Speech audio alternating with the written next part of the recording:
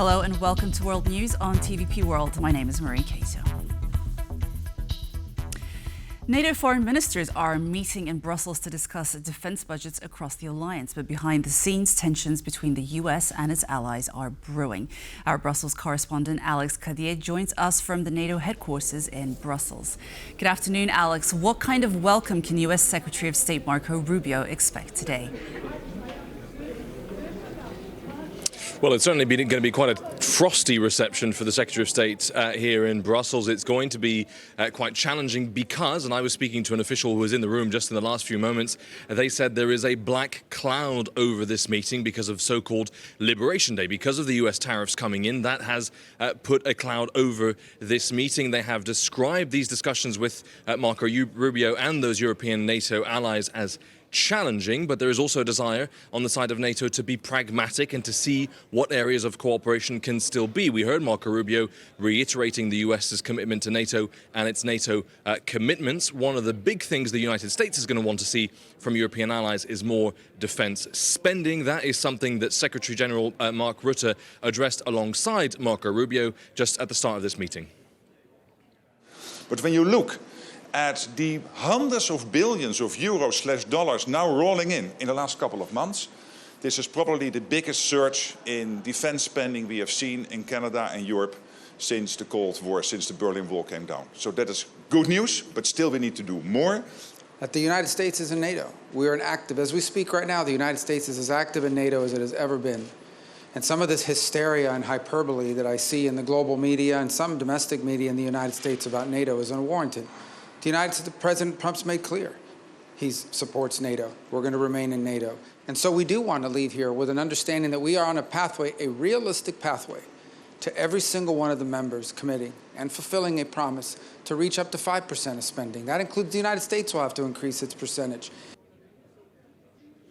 So Marco Rubio reiterating the US's commitment to NATO, but behind the scenes, European defense chiefs and European foreign ministers will be looking at what the options are for Europe to ramp up that spending, not just towards the 2% target that was set back in 2014, but moving closer and closer to Donald Trump's desired 5% spending, which would mean a significant increase of defense spending across Europe. Many thanks, Alex. That was Alex Cadier reporting live from Brussels. President Donald Trump escalated his global trade war on Wednesday, slapping sweeping tariffs on imports from allies and foes alike. While some countries will face a 10% baseline tariff, the European Union will be hit with 20%. Additional levies were imposed on approximately 60 countries deemed the worst offenders by Trump as payback for what he called unfair trade policies. We will supercharge our domestic industrial base. We will pry open foreign markets and break down foreign trade barriers. During his speech on Wednesday, Trump displayed a chart listing the countries subject to higher tariffs, with the European Union, China, and Vietnam facing rates of 20%, 54%, and 46% respectively. Other countries in what Trump called the worst offenders group were Japan and Taiwan. These duties will go into effect on April 9th. But other allies will also face new tariffs, including a 10% base rate for the UK. Other countries in this group include Singapore, Brazil, Australia, and New Zealand. The White House said the US would start charging the 10% tariffs on April 5th. The 10% baseline rate does not apply to Canada and Mexico, as they have already been targeted. The pre-existing 25% tariffs on most Mexican and Canadian goods will remain in place. President Trump also confirmed the beginning of a new American 25% tariff on all foreign-made automobiles, which went into effect almost immediately at midnight local time. Now we look into some of the responses to those tariffs, starting with comments from the President of the European Commission, Ursula von der Leyen, in the early hours of Thursday morning. The leader said that the European Union is preparing for further countermeasures against the new wave of US tariffs. We have always been ready to negotiate with the United States to remove the remaining barriers to transatlantic trade. At the same time, we are prepared to respond. We are already finalizing the first package of countermeasures in response to tariffs on steel. And we're now preparing for further countermeasures to protect our interests and our businesses if negotiations fail. We will also be watching closely what indirect effects these tariffs could have, because we cannot absorb global overcapacity, nor will we accept dumping on our markets. And Europe will stand at the side of those directly impacted. We have already announced new measures to support the steel and cars sectors. Last week, we limited the amount of steel that can be imported to Europe tariff-free. This will give more breathing space to these strategic industries. Now, we will also convene strategic dialogues with the steel, the automotive and the pharmaceutical sectors, and others will follow. Europe stands together. In an interview for TVP World, economist Witold Orłowski shared his insights on the recent slate of tariffs imposed by President Trump. Here's what he had to say. For example, he already said that the EU was created to screw America, basically to cheat it on everything and so on and so on. So this is a certain vision of the world, a vision of the economy in which taxes. Well, once again, quoting Mr. Trump from, I guess, 2 or 3 months ago, as he said, tariffs is the most beautiful word in the vocabulary. Well, let me say something like that. Anybody who knows anything about the economics knows that this is not true.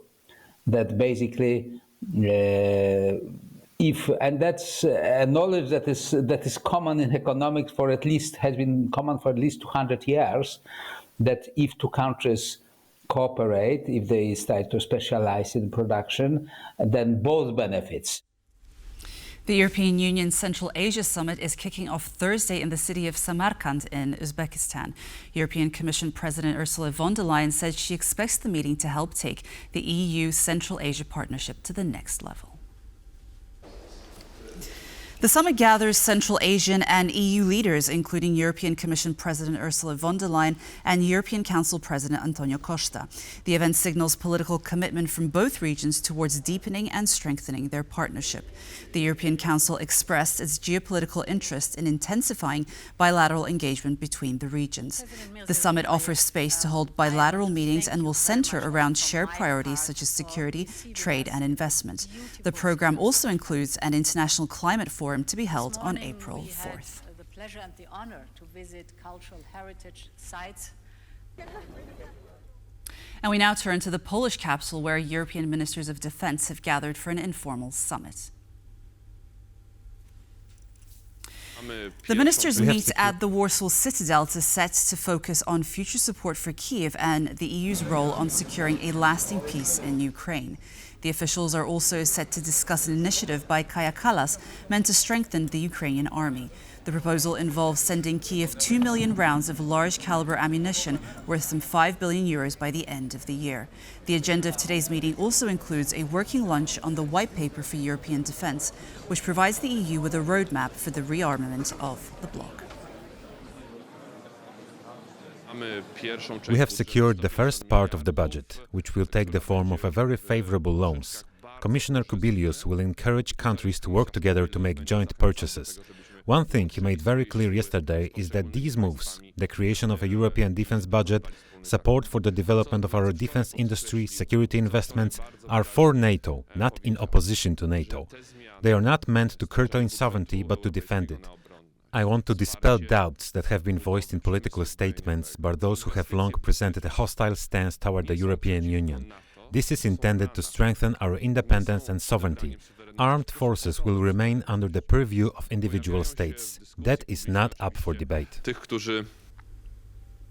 Krzysztof Trofiniak has resigned as CEO of the Polish Armament Group, or PGZ, after just 1 year in the role. The decision comes amid growing criticism of PGZ's performance, particularly from the Ministry of Defense, which has expressed concerns about the slow manufacturing pace of 155mm ammunition, a critical resource for heavy artillery.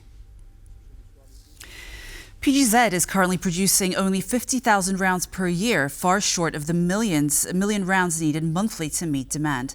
Under Trofiniak's leadership, PGZ struggled with key negotiations, including a failed attempt to secure a deal for manufacturing Korean K2 tanks in Poland. The company also faced difficulties ramping up production capacity for ammunition and continued tensions with private defense contractors. Following Trofiniak's resignation, the government has indicated that changes were long anticipated and a new CEO may soon be appointed. We reached out to the Polish Ministry of State Assets for a comment, but aside from confirming Trofiniak's resignation for personal reasons, they provided no further details.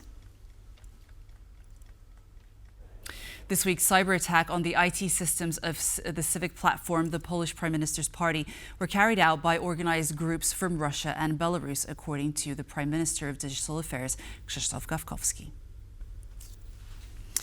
The minister also said that Polish authorities have confirmed that the cyber attack was intentional and that such actions can affect any political party or any state institution in Poland. The cyber attack targeted the computers of both civic platform office employees and the party's election campaign staff. Earlier this week, Polish Prime Minister Donald Tusk said, commenting on the incident, that foreign interference in Polish presidential elections has begun.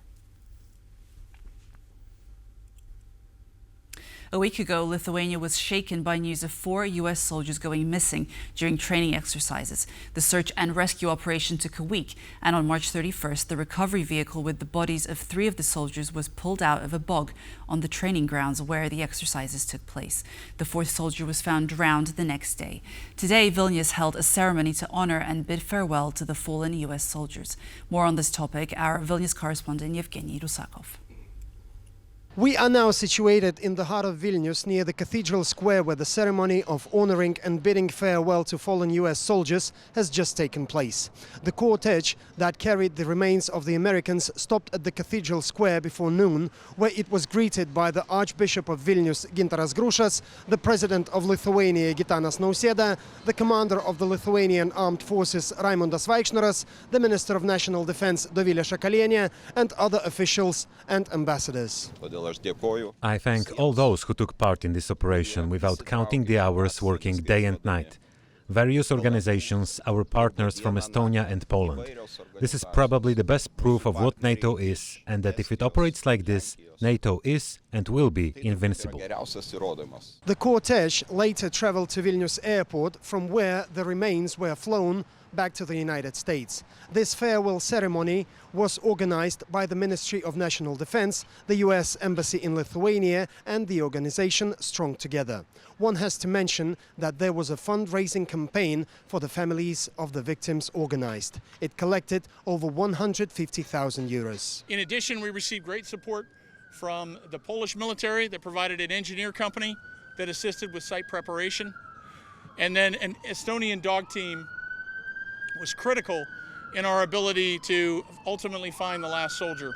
4 US soldiers disappeared on the 25th of March during a training exercise at the Pabradi training area. The search and rescue operation lasted a week. It involved Lithuanian, US, Polish, Estonian troops, officials and civilians. The armored personnel carrier with the bodies of 3 soldiers was pulled out of the swamp on Monday, 31st of March, and a 4th drowned soldier was found on Tuesday, 1st of April. Straight from Vilnius, Yevgeny Rusakov for TVP World. Israeli Prime Minister Benjamin Netanyahu has arrived in Budapest for a meeting with his Hungarian counterpart Viktor Orban. Netanyahu, wanted by the International Criminal Court, received a red carpet welcome in Hungary. Soldiers secured his arrival, and the Israeli leader was greeted by Hungarian officials. Netanyahu and Orban are to hold a press conference on Thursday. The Israeli Prime Minister is expected to stay in Hungary for 4 days. The visit comes despite an arrest warrant after Netanyahu over allegations of war crimes in Gaza. As a founding member of the International Criminal Court, Budapest is theoretically obliged to arrest Netanyahu. However, on Thursday, Hungary announced it will withdraw from the ICC. You stand with us at the EU, you stand with us at the UN, and you've just taken a bold and principled position on the ICC, and I thank you, Victor. This is not only important for us, it's important for all democracies. It's important to stand up to this corrupt organization that has equated a democracy that is challenged for its very existence by the most horrific terroristic powers on earth. But the ICC directs its actions against us, fighting a just war with just means, and of course not against our tormentors, not really. And this wraps up World News at 2 p.m. Thank you for watching and stay tuned for more on TVP World. Goodbye.